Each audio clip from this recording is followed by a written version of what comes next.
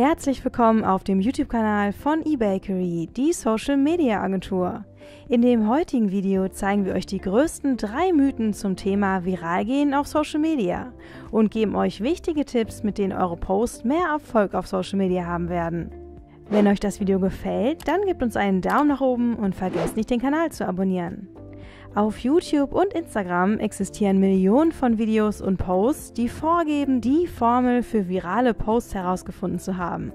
Viele User versuchten mit diesen Mythen auf Instagram, TikTok und YouTube erfolgreich durchzustarten. Wir schauen uns jetzt nicht nur die 3 größten Mythen zu diesem Thema an, sondern filtern auch die Faktoren heraus, die tatsächlich für virale Posts verantwortlich sind. Legen wir los! Der erste Mythos ist, dass sehr unterhaltsamer und witziger Content immer viral geht. Dieser Mythos ist sehr verbreitet in den sozialen Medien. Im Grundgedanken steckt sogar ein wenig Wahrheit, denn es ist bewiesen, dass besonders unterhaltende Inhalte häufiger geteilt werden. Ebenso ist es mit Content, der überraschende Elemente aufweist. Viel wichtiger ist jedoch der folgende Punkt: Menschen teilen Inhalte, weil diese ihnen ein gutes Gefühl geben. Hier ist die emotionale Ebene besonders wichtig, denn es wird vor allem geteilt, was berührt. Content, der Emotionen auslöst, geht tatsächlich häufig viral. Der zweite Mythos ist, dass Influencer die Reichweite steigern.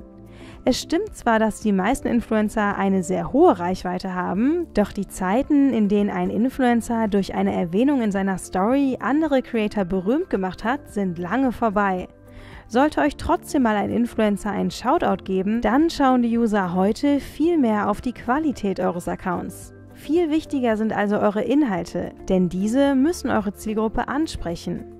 Zusätzlich muss auch das gewählte Format eures Contents stimmen. Im Trend liegen gerade sehr die Kurzvideos im Stil von TikTok. Außerdem ist die Verbindung zu bestimmten Trends oder Ereignissen wichtig, wie zum Beispiel Songs, Memes, Feiertage, News und Events. Auf diese Weise schafft ihr eine Verbindung zu eurem Content, die Menschen berührt. Der dritte Mythos ist, dass man Geld investieren muss, um viral zu gehen. Viele User denken, dass sie durch gesponserten Content mehr User erreichen und ihr Content dadurch dann viral geht. Auch das stimmt nicht ganz. Viraler Content verbreitet sich organisch.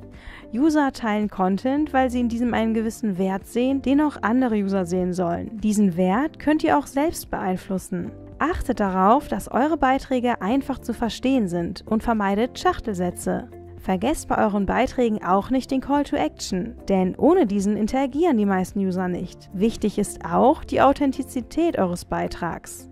Posts, in denen weniger inszeniert wird, sind beliebter.